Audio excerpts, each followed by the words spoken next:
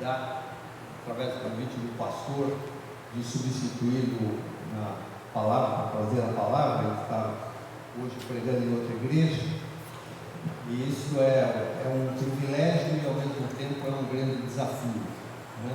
Para falarmos a palavra de Deus, trazermos essa palavra. Talvez os irmãos já tenham ouvido algumas vezes algumas pessoas crentes, evangélicos, de diferentes igrejas, que falam: nós não vivemos mais no tempo da lei, nós vivemos agora sob o império da graça. E é verdadeiro isso. Realmente nós não vivemos mais sob a lei, vivemos sob a graça. Mas a lei cumpre um papel, cumpre ainda hoje.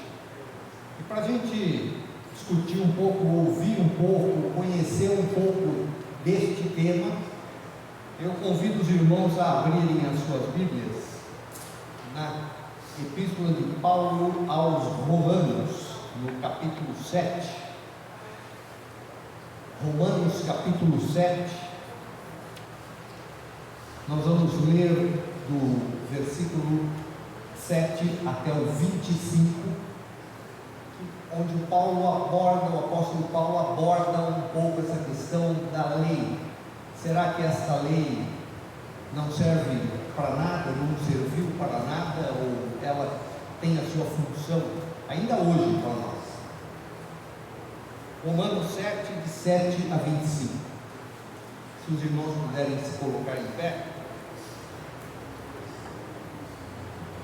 Diz o texto então: que diremos então? Que a lei é pecado? De modo nenhum. Mas eu não teria conhecido o pecado a não ser por meio da lei, porque eu não teria conhecido a cobiça se a lei não tivesse dito: não cobice. Mas o pecado, aproveitando a ocasião dada pelo mandamento, despertou em mim todo tipo de cobiça, porque sem lei o pecado está morto. Houve um tempo em que sem lei eu vivia, mas quando veio o mandamento, o pecado reviveu e eu morri. E verifiquei que o mandamento que me havia sido dado para a vida, esse se tornou mandamento para a morte. Porque o pecado, aproveitando a ocasião dada pelo mandamento, me enganou e por meio do mandamento me matou. Assim, a lei é santa e o mandamento é santo, justo e bom. Então aquilo que é bom se tornou morte para mim? De modo nenhum. Pelo contrário, o pecado, para mostrar-se como pecado, por meio de uma coisa boa, causou-me a morte, a fim de que, pelo mandamento, o pecado mostrasse toda a sua força de pecado. Porque bem sabemos que a lei é espiritual. Eu, porém, sou carnal, vendido à escravidão do pecado. Porque nem mesmo compreendo o meu próprio modo de agir, pois não faço o que prefiro, e sim o que detesto. Ora, se faço o que não quero, concordo com a lei que é boa. Neste caso, quem faz isso já não sou eu, mas o pecado que habita em mim. Porque eu sei que em mim, isto é, na minha carne, não habita bem nenhum, pois o querer o bem está em mim, mas não o realizá-lo. Porque não faço o bem que eu quero, mas o mal que eu não quero, esse faço. Mas se eu faço o que não quero, já não sou eu quem o faz, e sim o pecado que habita em mim. Assim, encontro esta lei: quando quero fazer o bem, o mal reside em mim. Porque segundo o homem interior tenho prazer na lei de Deus, mas vejo nos meus membros outra lei, que guerreando contra a lei da minha mente, me faz prisioneiro da lei do pecado, que está nos meus membros. Miserável homem que sou! Quem me livrará do corpo desta morte? Graças a Deus por Jesus Cristo nosso Senhor. De maneira que eu, de mim mesmo com a mente, sou escravo da lei de Deus, mas segundo a carne, sou escravo da lei do pecado. Amém. Vamos orar, irmãos. Bondoso Deus e Pai, estamos diante da Tua palavra e nós te pedimos, Senhor, por orientação, para que as palavras ditas aqui, a exposição desse texto, seja tua, da tua palavra, quem vai trazê-la, Senhor. Fala também ao meu coração, assim como tu fales também ao coração dos irmãos que aqui estão. Nós te pedimos e te agradecemos tudo isso, em nome de Jesus. Amém. Os irmãos podem sentar-se. Eu quero iniciar essa exposição desse texto com uma ilustração. Eu gosto de fazer ilustrações que eu acho que ajudam a gente a compreender o texto. Quem aqui já ouviu falar de um livro chamado Processo, de Franz Kafka? Alguém já leu esse livro aqui? Esse livro, eu estou perguntando porque eu vou dar um spoiler. Quem não leu, se quiser ler, vai saber o fim do livro, né? Mas o mais importante não é o final do livro, é a história dele. Esse livro conta a história de um homem chamado Senhor K, que ele vivia, é uma ficção, né? E ele vivia num país, e um belo dia ele é preso, e sem saber por quê. Ele não sabe o que aconteceu, simplesmente prenderam o homem. Ele foi preso, e ele viveu durante um ano, de tribunal em tribunal. Ele estava preso domiciliarmente, ele não foi para a cadeia, ele ficava em casa, mas tinha guardas que ficavam na porta da casa dele. E durante um ano esse homem ia de tribunal em tribunal, com audiências cansativas todos os dias, mas nunca diziam para ele qual era a acusação que ele tinha. Ele não sabia qual era a acusação. E ele passou esse um ano terrível, vivendo o drama de estar preso, sem saber qual era o motivo que ele estava preso. E ele pensava com ele mesmo, durante esse período, ele ficava pensando: o que será que eu fiz para estar preso? E ele ficava pensando: será que foi aquele negócio que eu falei aquele dia? Será que foi o lugar que eu fui naquele outro dia? Eu estive em um lugar X, será que eu não podia ir até lá? Será que eu deixei de fazer alguma coisa que eu deveria ter feito? Ele não sabia qual era o motivo da prisão dele. Bom, passa esse tempo e um belo dia os guardas vão buscá-lo, levam ele para um local ermo, e um dos guardas o mata, dá uma punhalada nele e ele morre sem saber o motivo, qual era a acusação que existia contra ele. É uma situação triste essa, mas ilustra um pouco o que a gente fala: qual é o motivo da lei? A lei é boa ou a lei é ruim? Paulo inicia o seu texto aqui fazendo exatamente uma pergunta nesse sentido: será que a lei é pecado? Ele começa: e diremos então que a lei é pecado? Então vamos tentar entender um pouco o raciocínio que Paulo faz.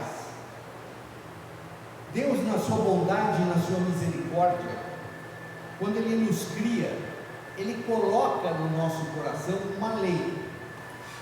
Ela não está escrita, mas todos nós nascemos e essa lei, de alguma forma, está escrita em nossos corações. A gente sabe, mesmo naquelas entre índios ou civilizações aí que estão ilhadas em algum local, eles sabem que não é para matar. Ninguém precisa falar para a gente: você não pode matar o outro. Isso está meio que marcado no nosso DNA. Deus cria o homem e coloca a sua lei dentro do nosso coração. Isso tanto é verdade que a gente vê em Salmos, há um Salmo 19, versículo 1, que fala: os céus declaram a glória de Deus e o firmamento proclama a obra das suas mãos. E Paulo nos diz em Romanos 1,20: pois desde a criação do mundo os atributos invisíveis de Deus, seu eterno poder e a sua natureza divina, têm sido vistos claramente, sendo compreendidos por meio das coisas criadas, de forma que tais obras são indesculpáveis. Ou seja, o fato de não conhecer Deus, de não conhecer Cristo, não é motivo para eu ser absolvido. Por quê? Porque Deus já se mostrou na sua criação. Esta lei está registrada. a maravilha da criação dele está claro para todo mundo. É que as pessoas não querem acreditar. Muitos acham que não foi o homem, o universo que existe, ele se formou por si só, né? Creem no Big Bang e outras teorias. O que esses dois textos de Salmo e Romanos nos dizem é que exatamente o fato de não haver uma lei escrita não é uma desculpa para uma não condenação, pois a criação aponta para Deus e os seus atributos divinos, sua justiça, amor e misericórdia. Nós somos testemunhas disso, né? A criação do homem, a maravilha que é o corpo humano. Mas Deus, além disso, que é a lei, que é a revelação geral dele, ele ainda tem uma revelação que é a sua lei, que está escrita, que ele deu a Moisés, lá no Sinai. Nós recebemos, Deus deu uma lei, Deus deu a lei. Ela foi gravada inicialmente em pedra, mas hoje a gente tem ela aqui nas nossas mãos, na Bíblia. Paulo, então, neste texto dele, vai desmontar este argumento de que a lei é má.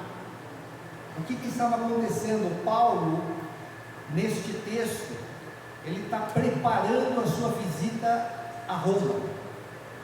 Roma, existia uma igreja lá que havia sido fundada por alguém, muito provavelmente eram romanos ou judeus que viviam em Roma, que teriam participado lá do Pentecostes, quando ocorreu o Pentecostes, que os apóstolos falavam em línguas, muitos ouviram e se converteram e viviam em Roma e foram para lá, e o evangelho cresceu em Roma, e o Paulo queria ir até Roma, só que existia uma objeção, porque os judaizantes, crentes, criam em Deus, mas falavam, não, só Cristo não basta, você precisa também seguir as leis de Moisés, se circuncidar, a lei de dieta alimentar.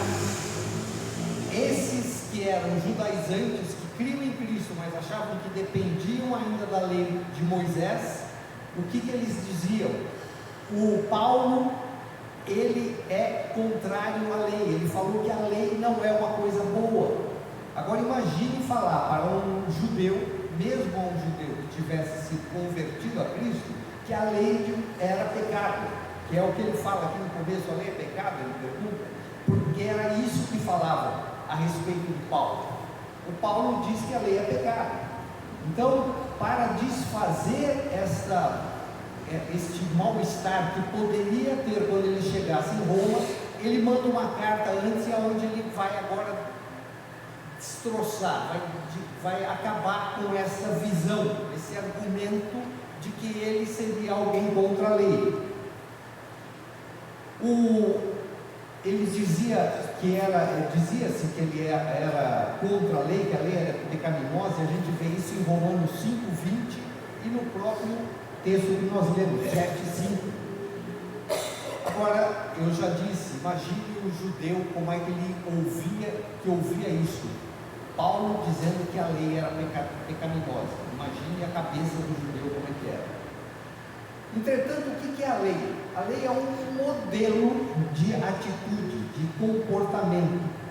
Vamos imaginar a situação de um pintor que chega com o seu cavalete e a sua tela num local que ele escolhe, ou numa foto, ele tem uma foto, ele instala o cavalete e vai pintar aquela imagem que ele está vendo, ou a imagem real que ele está olhando, ou uma foto que ele quer copiar.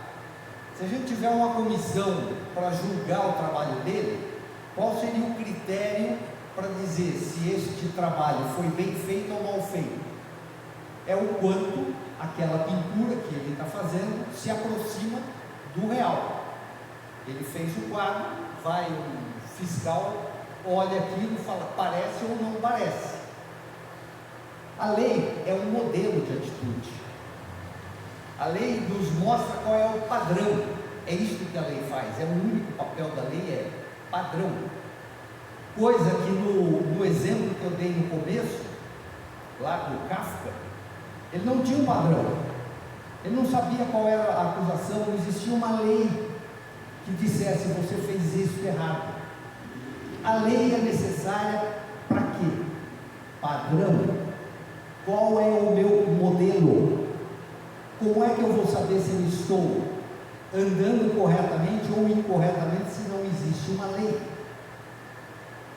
Portanto, esse juiz que vai efetuar o julgamento do pintor, no caso, olhando, ele vai dizer: o teu quadro é parecido com a lei, com a amostra ou não. Se ele não for aprovado, se este quadro não for aprovado, poderia o pintor virar e falar: não, mas a culpa não é minha, a culpa é da imagem que eu estou vendo, a imagem não está boa. Não poderia fazer isso? A culpa do quadro não ser igual ao original é de quem? É da imagem que ele escolheu ou é do pintor que fez mal feito? Se ele fez a partir de um modelo e não saiu conforme o modelo, a culpa é de quem fez. Então, obviamente, a questão da lei, quando Paulo fala a lei é pecaminosa, não, ela não é pecaminosa, porque ela não faz nada, ela simplesmente aponta, ela é modelo. O problema não é a lei, o problema é quem obedece à lei. O problema não está na lei, o problema está no homem, está em quem está obedecendo. É a nossa incapacidade de cumprir toda a lei. E quem nos diz isso é Tiago, que é meio irmão de Cristo, na sua epístola, Tiago, capítulo 2, versículo 10, ele diz assim: pois quem obedece toda a lei, mas tropeça em apenas um ponto, torna-se culpado de quebrá-la inteiramente. Não adianta eu cumprir a lei parcialmente, ou eu cumpro a lei toda, ou eu não cumpro, porque conforme Tiago nos diz, se tropeçarmos em um ponto da lei, é como se tivéssemos tropeçado na lei toda, nós não cumprimos. A Bíblia também nos informa em Romanos 3, 23, Paulo nos diz: pois todos pecaram e estão destituídos da glória de Deus. Ou seja, não há ninguém que não tenha pecado. E 1 João 3,4 diz assim: todo aquele que pratica o pecado transgride a lei. De fato, o pecado é a transgressão da lei. Hoje em dia, com a inteligência artificial, se nós apresentarmos, usando o exemplo do pintor do quadro, se nós apresentarmos um quadro original e uma cópia para a inteligência artificial, por mais fiel que ela seja, a inteligência artificial consegue distinguir qual é a verdadeira da falsa. É uma máquina, mas ela consegue. Que nos dirá de Deus? Deus, será que não percebe no nosso coração se nós estamos atendendo aquilo que a sua lei nos pede? Será que Deus não tem a capacidade até maior do que da inteligência artificial de dizer assim: você está fazendo errado? Paulo nos diz: todos pecaram. O outro diz: quem tropeça em um ponto da lei, tropeçou na lei toda. E o que é o pecado? É transgressão da lei. Nesse sentido, então, é que Paulo nos diz que este padrão, que é a lei, me condena à morte, porque nós jamais conseguiremos a perfeição em cumprir a lei. Jamais conseguiremos. A Bíblia nos diz isso. Paulo nos diz que todos pecaram e destituídos estão da graça de Deus. Portanto, a lei não veio para salvar. A lei veio para nos mostrar como um espelho o quão distante nós estamos do padrão que Deus tem.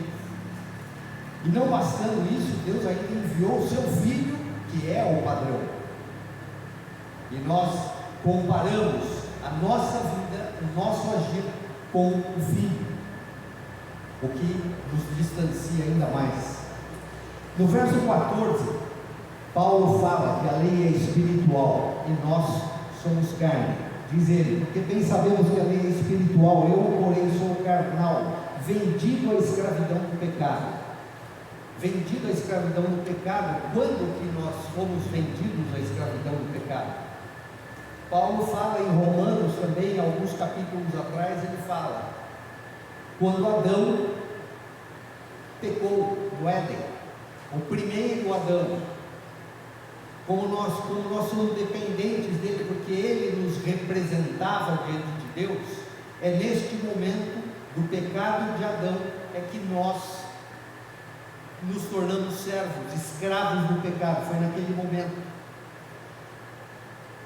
A consequência desse pecado é que nós perdemos a nossa condição de julgar, a nossa pureza, a nossa bondade, a nossa simplicidade, aquilo que nós tínhamos originalmente lá no Éden, ou pior, não é que nós perdemos, nós não queremos cumprir a exigência da lei, nós nos rebelamos, e passamos por um conflito interno sobre o que fazer, nós não conseguimos entender o nosso modo de agir. O Paulo fala disso, o Paulo diz que nesse caso já não sou eu, mas é o pecado. Ora, se eu faço o que não quero, concordo que a lei é boa, eu quero cumprir a lei, portanto a lei é boa. Se eu acho que é importante eu cumprir a lei, é porque a lei é boa, portanto só aí ele já acaba com o argumento de que a lei era má. Por quê? Porque ele está dizendo, eu quero cumprir a lei, mas eu não entendo a minha forma de agir. Portanto, o nosso problema é que nós perdemos a nossa capacidade de agir conforme a nossa vontade. A nossa vontade já não é mais nossa vontade, nós somos escravos do pecado, que é conforme o próprio texto nos diz. Nós nos rebelamos, passamos por esse conflito e hoje não sabemos como agir. E um exemplo, talvez, poderia ser quantas vezes eu já me vi, talvez alguns também já tenham se visto, em situações em que nós tivemos algum problema com alguém, por exemplo, seja um amigo, um parente, alguma coisa, tivemos uma discussão e depois a gente fica remoendo aquilo no coração, fica o tempo todo pensando naquilo. Só que quando chega aquele momento de pedir desculpa, você fala, não, mas quem tem que pedir desculpa é ele, porque quem fez foi ele, não fui eu. É isso que acontece conosco. A gente não quer pedir perdão. A culpa é do outro, não é minha. Não fui eu que provoquei isso, foi o outro que provocou. A conclusão que a gente vê neste trecho é de que, e este mundo conclui dessa forma, o mundo em que a gente vive, é que a lei de Deus é má. Porque quando não tinha lei, não havia pecado. Por isso, o mundo em que a gente vive hoje quer abolir a lei. Quem que já ouviu falar neste mundo em que a gente vive? Não, a Bíblia não serve. A Bíblia não, ela me prende, eu quero fazer, eu quero ser livre. É isso que o mundo fala. Portanto, o mundo em que a gente vive hoje quer abolir a lei, porque nós não aguentamos nos olhar neste espelho da lei e perceber que nós estamos distante disso. Alguns querem reescrever a Bíblia. Vamos tirar as coisas que eu não gosto da Bíblia e vamos colocar um outro texto que seja mais agradável. É isso que a gente vê acontecer. Paulo era judeu de judeus. Ele diz lá em Atos 22:3 que ele era judeu criado aos pés de Gamaliel, instruído conforme a verdade da lei de nossos pais, zeloso de Deus, como todos vós hoje sois. E ele deixa subentendido que ele era zeloso de uma lei que ele agora, nesse texto de Romanos, que nós lemos, ele mesmo reconhece que não consegue cumprir a lei. Ele é zeloso da lei, mas ele reconhece agora que ele não consegue cumprir essa lei. Ele antes prendia e arrebentava com os cristãos, é isso que a gente vê os relatos dele antes da sua conversão. Mas agora ele percebia que ele não conseguia cumprir a lei, ele perseguia os outros. pelo que eles faziam, e ele achava que estava seguindo a lei, mas agora ele percebe que ele também não consegue cumprir a lei, e essa lei havia se tornado morte para ele, e também é para nós. Mas mesmo agora que ele entende melhor essa situação, ele afirma que foi colocado um espinho na carne dele para que ele não se exaltasse. Eu falo isso em 2 Coríntios 12:7. Porque o que acontece? Ele poderia, pelo fato de ter sido levado ao céu, e o relato que ele faz da conversão dele, quando ele encontra Cristo no caminho de Damasco, e ele fala que subiu ao céu, e lá ele ouviu coisas que ele não poderia falar, isso poderia ser um motivo para ele ficar orgulhoso. Pegar e falar: não, eu já estive lá, eu ouvi de Deus, do próprio Deus. Então, Deus coloca um espinho na carne dele para que ele não se orgulhe, para que ele não se vanglorie. Nós não sabemos ao que ele se referia, se ao fato desse espinho na carne, que era para ele não se sentir orgulhoso, se é porque em algum momento ele sentia ímpetos de fazer com aqueles outros para quem ele estava pregando agora, que não aceitavam Cristo, e tinha vontade de fazer o que ele fazia com os cristãos antes, né? Bater na pessoa: sabe, não quer crer em Cristo, então eu vou bater em você, como ele fazia com os cristãos antes, ou se é simplesmente porque ele tinha medo efetivamente de ficar orgulhoso, né? A gente não sabe qual é o motivo que ele fala para não se vangloriar, mas nesse ponto tem uma informação importante no verso 18, que eu vou ler aqui: porque eu sei que em mim, isto é, na minha carne, não habita bem nenhum, pois o querer o bem está em mim, mas não o realizá-lo. Ele reconhece que não habita nele, Paulo, nenhum bem, e mais do que o querer fazer o bem está dentro dele, porém não está nele realizar esse bem. Mesmo Paulo, em Filipenses 2:13, ele diz que Deus opera em nós tanto o querer quanto o realizar. Portanto, a dependência que nós temos de Deus, esta é o que está por trás disso. Assim, a conclusão que nós chegamos nesse trecho de Paulo é de que, se eu não consigo realizar o bem que eu quero com base na lei, a lei é boa, porque eu quero realizá-la, e é isso que ele desmonta aquela tese de que ele era contrário à lei. Lá no primeiro versículo, que ele já fala que seria contrário à lei. Mas a questão principal disso é que, nesta conclusão dele, fica muito claro que muitas vezes a gente procura o nosso inimigo lá fora. A gente procura, e é muito comum a gente ouvir isso: não, o mundo lá fora, o mundo. Eu lamento dizer, o problema maior nosso não é o mundo lá fora, o problema maior nosso é o nosso próprio coração. Conforme Paulo nos diz, o meu coração, dentro do meu coração, não tem nada de bom. É isso que Paulo está nos dizendo. A lei serve para quê? Para me mostrar este espelho e dizer: você está distante do modelo. E ao mesmo tempo ele chega à conclusão de que dentro dele não há nada de bom. Portanto, o problema nosso do pecado não é o mundo lá fora, não é o que acontece lá, não são os apelos que o mundo nos faz, por querer coisas, por posses, fama, status. Não, o problema não está lá, o problema está dentro do nosso coração, que se sente atraído por essas coisas. Nosso maior inimigo, o pecado, não está fora do mundo, nos apelos desta Babilônia que nós vivemos, está dentro de nós. Espiritualmente nós estamos mortos, pois como Paulo disse no verso 9, quando veio o mandamento, o pecado viveu.